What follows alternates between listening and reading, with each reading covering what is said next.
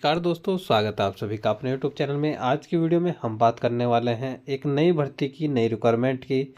एक नई भर्ती निकल कर आ रही है आपके सामने। कौन सी भर्ती है? ये जो आपकी रेलवे रिक्वायरमेंट से निकल कर आ रही है, NFR के नाम से, जो आप देख पा रहे हैं। कहाँ की ये वैकेंसी है? ये आपकी असम गुवाहाटी की वैकेंसी है। ठीक है दोस्तों। और इसमें कौन कौन सी ट्रेड इजिबल होगी, किस डेट से आपके फॉर्म भरे जाएंगे, वो सारी चीज़ आज की वीडियो में हम बताने वाले हैं। ये तो आप सभी भली भांति जानते हैं कि अप्रेंटिसशिप करना ITI वालों बच्चों के लिए कितना ज़रूरी है। यदि आपने ITI की है, उसके बाद यदि आप अप्रेंटिसशिप करते हैं तो उसका एक अलग महत्व होता है। यदि आप ITI करने के बाद कोई भी अप्रेंटिसशिप या कोई भी स्किल पर काम नहीं करते तो उसका अलग बेनिफिट होता है। तो जैसे कि हम देखते हैं, सबसे पहले तो आपको ये पता होना चाहिए कि फॉर्म स्टार्ट कब से होने वाले हैं। तो दोस्तों, फॉर्म जो आपके स्टार्ट होने वाले हैं, 4 नवंबर से फॉर्म स्टार्ट है। और उसके बाद आप देख सकते हैं डेट, एप्लीकेशन, नोटिफिकेशन, वेबसाइट, जो आपकी वेबसाइट पे 4 नवंबर से स्टार्ट हो गए हैं। क्लोजिंग डेट इसकी 3 नवंबर है, 3 दिसंबर है। तो इससे आप समझ सकते हैं कि आपको अच्छा खासा समय मिल रहा है। 1 महीने का पूरा समय है, आप इस फॉर्म को अच्छे तरीके से भर सकते हैं। यदि आप इसमें वैकेंसी, यानी कि जहाँ रेलवे है, रेलवे में अप्रेंटिसशिप यहाँ से नहीं करना चाहते, तो आप किसी भी जोन में करना चाहते हैं, तो उसके लिए आप कमेंट सेक्शन में बता सकते हैं। जैसे जहाँ की वैकेंसी आएगी हम आपको बता देंगे। लेकिन उससे पहले यदि रिक्वेस्टेड होगी, यदि आप इस चैनल पर नए हो तो चैनल को सब्सक्राइब कर लीजिए, बेल आइकन को प्रेस कर दीजिए, जिससे आने वाली हर वीडियो का नोटिफिकेशन आपको सबसे पहले मिलता रहे। लेकिन एक चीज़ हम आपको बता दें, इस फॉर्म को सिर्फ वही बच्चे भर सकते हैं जिन्होंने ITI कंप्लीट कर ली है। वो बच्चे नहीं भर सकते जिसकी ITI अभी कंप्लीट नहीं हुई।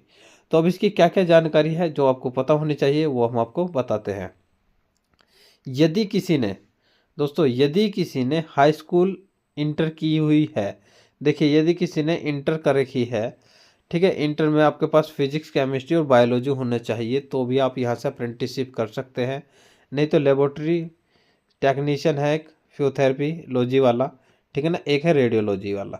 तो ये दोनों मेडिकल लाइन के सब्जेक्ट है। ITI में ये भी एक ट्रेड है। तो इससे भी में भी आप, जिसने 12वीं साइंस से करेगा, फिजिक्स, केमिस्ट्री, बायोलॉजी से, तो वो भी इसमें अपना योगदान दे सकता है, इसमें जाकर अप्रेंटिसशिप कर सकता है।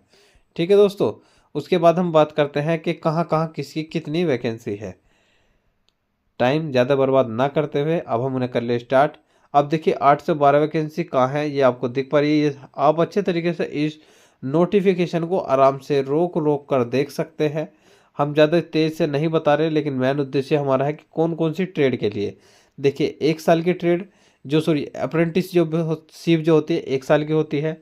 अब इसमें कौन कौन सी ट्रेड है? प्लम्बर है, कारपेंटर है, वेल्डर है, वेल्डिंग, गैस और इलेक्ट्रिक दोनों है, मैकेनिकल टूल मेंटेनेंस है, फिटर है, टर्नर है, मशीनिस्ट है, इलेक्ट्रीशियन है, और आपका मैकेनिक, रेफ्रिजरेटर, एयर कंडीशनर।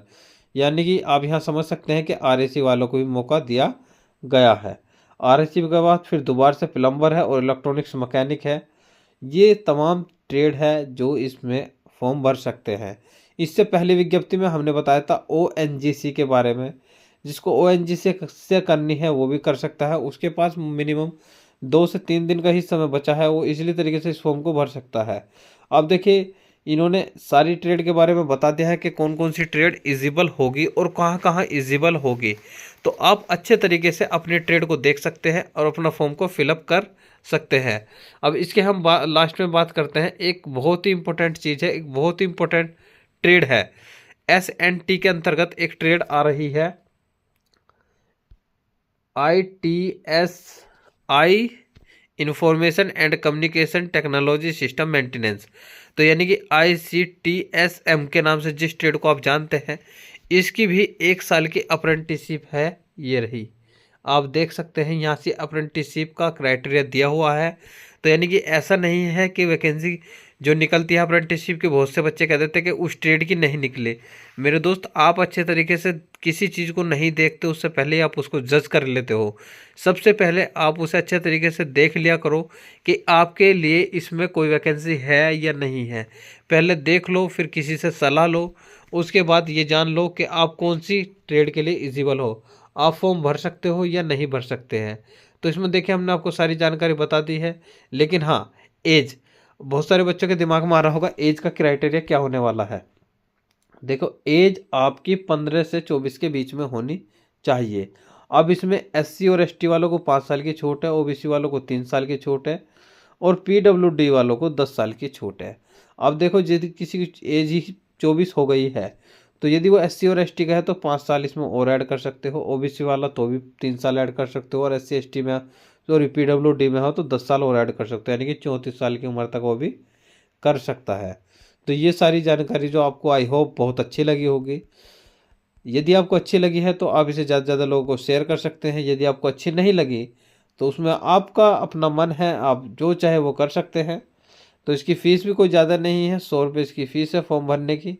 लेकिन एक चीज़ का हमेशा ध्यान रखना दोस्त, अप्रेंटिसशिप आप कहीं से भी करो, हर जगह अपने ही डिपार्टमेंट में वो बेनिफिट देगी। यदि आप रेलवे से करते हो तो रेलवे में बेनिफिट मिलेगा, यदि आप तुम अन्य विभाग से करते हो तो अन्य विभाग में उसका अलग बेनिफिट मिलेगा। तो आप अभी तो ये सोच लोगे कि दूर है, हमें नहीं जाना है, लेकिन हो सकता है ये अभी दूर है, लेकिन हो सकता है इन फ्यूचर कोई ऐसी वैकेंसी निकले जिसमें आपको इस चीज़ की नीड हो और वहाँ आपको ये काम करना पड़ जाए। तो आज के लिए इतने रखते हैं, कल फिर मिलते हैं किसी नए वीडियो के साथ। तब तक के लिए धन्यवाद दोस्तों, जय हिंद।